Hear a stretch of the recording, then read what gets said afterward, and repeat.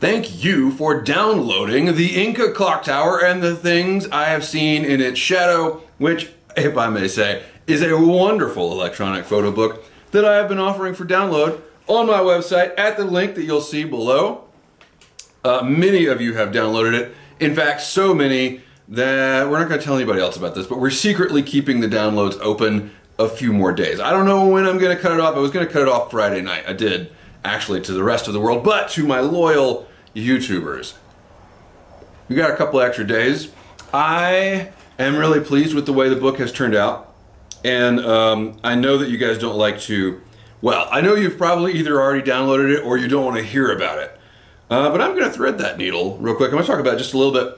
Since the book has been out and I've kind of got reactions from it, I always forget that I'm like just a horrific person. And what I mean by that is that I like horror. I don't think I'm a horrific person. I'm just a person who likes horrifics, like the theatrics of horror. There's a lot of horror content in the book that I didn't even notice when I put it out into the world, and then people are like, "Are you okay?" I'm fine. Who doesn't go take pictures of dead bodies in fields? I don't understand why this is a big deal. But it sort of led me to this this new perspective on my ongoing artistic crisis, which is that, you know, I think there are people that they just okay. Let's just not people. Let's narrow the scope. There are photographers, right, who they go out there and they take pictures of flowers and sunsets and weddings and little kids playing in the yard, and that is their way of capturing happy things. That makes them feel better. Or they just think, hey, I can sell that. And then there's people like me, and I like those things. I like to have them in my life, but I would much rather capture the things that scare me. Because if I've captured them, then they can't get me, right? Like, I've got them. I don't have to be afraid because I've got a picture of it. I can just be like, hey, I've seen that. I've got that in a little container on my hard drive.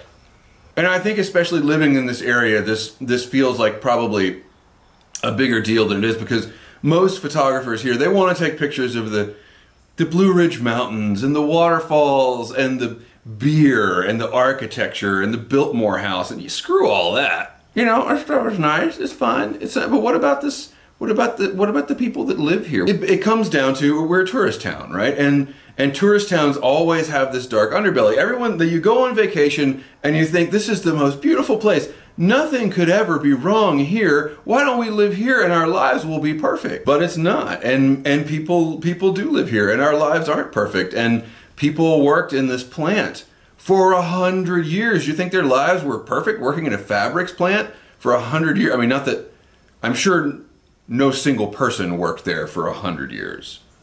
That would be a story worth telling. No, the real reason it's a tourist town is because it's a horrible place to try to make a living. Throughout human history, we build our towns in low-lying areas next to water, flat places where crops grow, not mountains. And the few people that did live here are like Confederate deserters, crazy hillbillies, and the Cherokee Indians, because the white people were trying to hunt them out of existence. So to have that kind of industry, the kind that built the clock tower, was a really special thing in this area. It was thousands of people made their livelihoods in that place. And now it is what it is. It's this giant abandoned obelisk in the middle of a vacant field. And it fascinates me. It fascinates me that, you know, 25 years ago, if I took a picture of that clock tower, that would be the sunny side of life. Like, hey, look at this amazing plant. But now, actually 25, 30 years ago, whatever, whenever, before it closed, this would be the establishment. I'd be taking pictures of thriving industry. And now I'm taking pictures of a giant tomb. That's what fascinates me. That to me is the interesting part. And that's why I made a book about it. And that's why I am releasing that book for free. As free as this deer after the sweet release of death in the clock tower's all-corrupting shadow. What? This is the Gribbly's Folly Sunday Antisocial Hour, that time each week when I smoke my pipe and complain about humanity while answering all of its questions. If you have a question for me, which most of you don't apparently, most of you are satisfied You haven't left me any hashtag Ask Gribbs questions, so I guess there's no mystery left. We had a good run though, didn't we? I mean, you know, I thought it would take more than a couple years to answer all the questions, but I guess now we can just go back to talking about pipes and tobacco. I'm smoking Carter Hall in my Missouri Meerschaum Xenon. Let's see if we can focus on it here. Nope, can't do it. Can't do it. There we go. Close focus and distance right there. Yeah, that's what it looks like. It's a pipe. It's fine. You know, my jury's still out on it a little bit because the well, do you call it a well? The part that's below the shank, the bottom of the bowl is significantly below the shank. And so I know some people mod their cobs. This isn't a cob though. Hardwood. I know some people mod their pipes to deal with that. I'm not a pipe modder. If it doesn't smoke well out of the box, like, not for me. But it does smoke well. It just leaves unburned tobacco below the shank. And maybe that will get better as the shank burns down. I hope so, because after that last bowl of Cornell and Deal's Sweet English, I couldn't take it anymore. Once I made the connection in my brain between the puke smell in the bag and the puke and the thing that tasted like, and even though it didn't taste like puke, whatever component of the tobacco it was that it tasted fine, but I knew it was the same thing that smelled like puke. I couldn't do it. I gave the rest to Les Brady because that's the kind of friend I am. Have my puke weed, Les, you're welcome. Anyway, then I tried to smoke a bowl of Carter Hall, which is what I'm smoking now, and when it got down to the end of the bowl, and by the way, the one problem with the one strike Carter Hall really has against it is the last third of the bowl is really not that great. I think probably what happens, let's be realistic, probably what happens is you burn through all the flavoring that they have put in Carter Hall, and so you kind of get down to the constituent tobaccos, which maybe aren't the best. But if you've got a little bit of puke weed in the bottom, you also, in addition to having that like just the ashy, wet, cigarette-y taste left at the end of the bowl, also tastes like puke. First 2/3 are great though. I smoked a wonderful bowl of Carter Hall on the river. Not that I enjoyed it because I wasn't catching any fish. The fish know that we're destroying the world, and so they don't get as frisky in the summer anymore. It's too hot. It's too hot is what's happening. And man, those fish, they would like look at my fly and they're like, it's just too hot to go eat that fly. This nice bowl of Carter Hall until it got down to the end. And even at the end, you know, when you're out on the river, it doesn't really matter because mostly you just want to keep the bugs away. Works great for that. And there's plenty of tobaccos that change character like as you go through the bowl, right? But none. Carter Hall is so pleasant in the beginning, and I wouldn't call it so unpleasant at the end, but by the time you get to the end of the bowl, you're ready to be done with it. I should probably get one of my really big pipes and see if that holds true. How far down do you have to smoke? We should weigh it. We should get scientific with this. I have a really accurate scale for selling drugs, and you can, it's 0.01 grams accuracy, and we could load up my freehand with Carter Hall, weigh it, start smoking it, and determine, this is going to be great. I should get on Twitch and live stream this. So I did actually have a few questions. Number one, Danny Hicks sent me a message on Instagram because last time I called, I was like, I don't remember my exact wording, but I was saying that my measure of success is when I don't have to mow my lawn myself and some other schmuck does it for me. And I think Danny, I hope he misinterpreted. I don't have the time to go rewatch my old videos. You know, that's a convenient excuse, isn't it? I could just say whatever the hell I want in my old videos and then be like, I'm not gonna go back and watch that shit. But I certainly didn't intend to suggest that people that mow lawns for a living are any sort of inferior to me, who, what do I even do for a living? No, it's not the people, it's the job. I have so much respect for people that do manual labor all day. It's incredible that people make their living, not just manual labor like you're mining coal out of the ground or you're like picking crops in the field, but like you're mowing someone's lawn.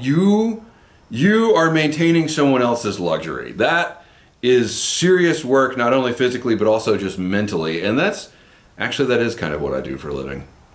I help people realize their own self-image. Anyway, Danny said, you know, I know people that mow lawns for a living that could buy you out of their front pocket, and that is absolutely true. It's not about the manual labor versus white collar work like mine. As you can see, I'm actually not even wearing a collar. It's not about that. I would happily dig ditches. I would plumb houses. I would clean a sewer with a toothbrush before I would mow a lawn. I hate mowing the lawn. So here's why. I hate mowing the lawn because, number one, it's grass, and I'm allergic to grass. Every time, even if these days what I've learned is if I drink a lot of water and I immediately get in the shower and I basically like tilt my head back and spray the water straight up my nose, I'll be okay. But I have to work not to have a big allergy attack after doing yard work. I hate it. You always do it when it's buggy, right? You're never mowing the lawn in the winter when the bugs are. Where do they go in the winter? What are they even doing? When they're in their larval stage or whatever, that's not when you mow. No, you mow the lawn when there's these giant grasshoppers the size of the hot dog that you eat on the 4th of July. It's like getting hit in the face with 4th of July hot dogs. 2 formative experiences made me this way. Number one, when my grandma was old, we would go mow her lawn. I remember being like 3 or 4. And she was old, and she hadn't maintained her lawn, and there was shit in the lawn, and my mom was mowing, because of course my dad wasn't going to mow the lawn. I mean, it's in the genes. That's the real reason. My mom was mowing the lawn. She's over there mowing. I'm just a kid. I'm playing in the yard. I got like a cap gun. I'm like shooting cops and robbers. I'm just shooting everybody. And anyway, the mower picked up a piece of rusty barbed wire. It flew across the yard like an arrow fired by Legolas and rammed itself into my side, embedded about a ½ inch in my side, which when you're a kid, actually, I don't know, a ½ inch is a pretty big deal even for an adult. Go to the ER. I distinctly remember the doctor with his pliers like wiggling the barbed wire that was stuck in my side and like yanking on it. Had to get a tetanus shot. My arm swelled up. I remember like a day later, I'm getting out of the car. My mom's like trying to help me out of the car. My arm feels like my arm is like a, you know, I was basically had like a little baby doll arm, but it was like a football up here where they give me the shot. It's terrible. Anyway, like not much later at our own house, my mom was mowing the lawn. See the pattern? And there were some bees that had taken up residence in the eaves. And I, to this day, think they were killer bees, Africanized honeybees, because carpenter bees don't behave this way. Killer bees came up from South America in farm equipment. This was an area with a lot of farm equipment in it. It was an agricultural area. And my mom was mowing the lawn. There's bees up in the eaves. The bees got pissed off. I guess I was closer. And you can imagine what happened next. 5 years old. 23 stings. They had to put me in the bathtub and pour baking soda on me. I don't know why they did that. Just makes you feel better, I guess. Here, we're going to make you into a muffin. Don't worry, little Max. We know it hurts now, but man, we're going to put you in the oven for ½ an hour at 350. Ice you up, put some sprinkles on you, it'll all be over. This was the difference growing up in the 80s, you know? If my kid got more than 2 stings at once, we would be at the ER, like just immediately, like the car would just automatically drive itself. If the gas tank were empty, it would be powered by my own anxiety. We would be in the ER. My parents were just like, get in the bathtub, put some baking soda on. And the next day they like send a note to the teacher at school. They're like, hey, you know, our kid almost died yesterday from these bee stings. Maybe just keep an eye on him. Teacher's writing 2 + 2 on the board. I'm like swelled up like a tick trying to breathe. So that's why I don't like mowing the lawn. It's just really, it's not that hard. You don't need a degree in psychotherapy to figure this out. To be the fat suburban wilderness hero that you see before you now. When I was a kid, man, I was just a fat suburban weakling. I did not go outside after these. And the poison ivy, have I ever told you this point? Okay, we'll save that for another time. Poison ivy story, terrible. Okay, so you hear that? That's thunder. Do you know where thunder happens? Outside.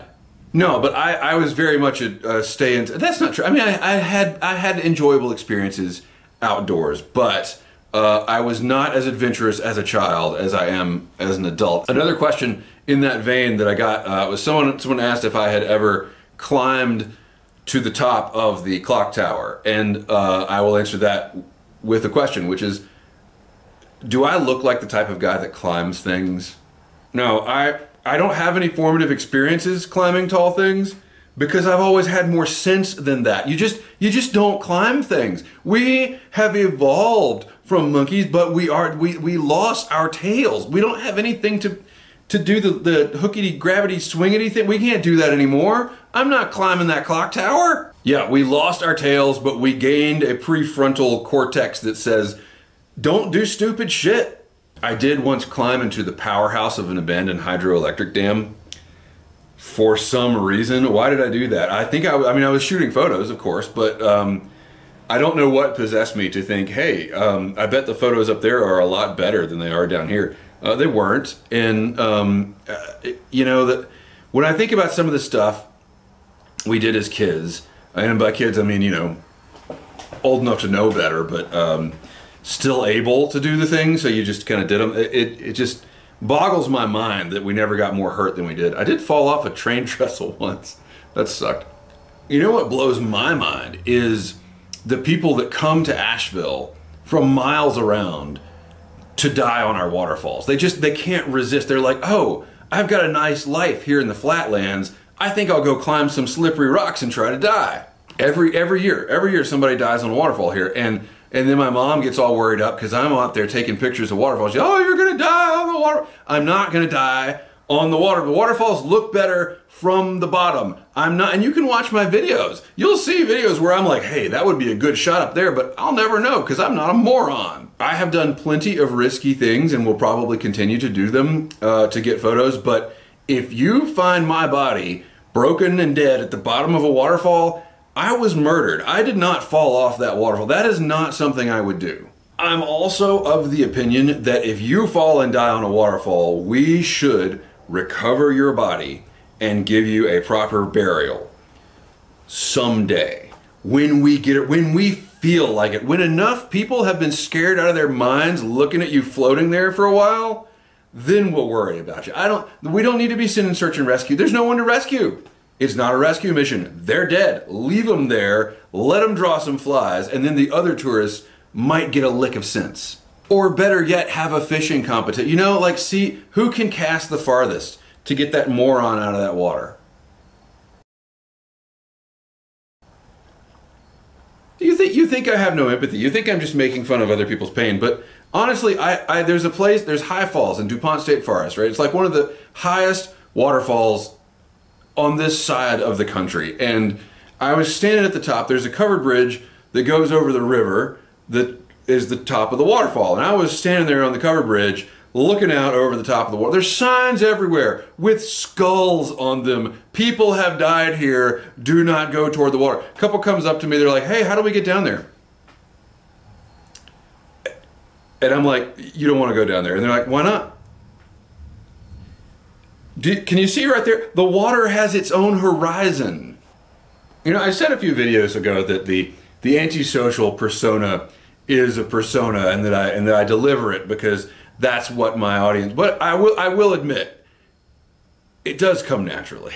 So I want to make a video soon comparing Carter Hall. I'm down to the less pleasant part of this bowl. Carter Hall and Chatham Manor. We're gonna do a head-to-head comparison. I just gotta. It's in the works. The planning, I mean, not that there's that much planning. Let's be honest, I'm just going to sit and smoke the tobacco and talk. That's what all my videos are. But I do have to plan the schedule. I've got to find time when I can do that, when it's not 90 million degrees in the garage, and I actually have a little bit of schedule open.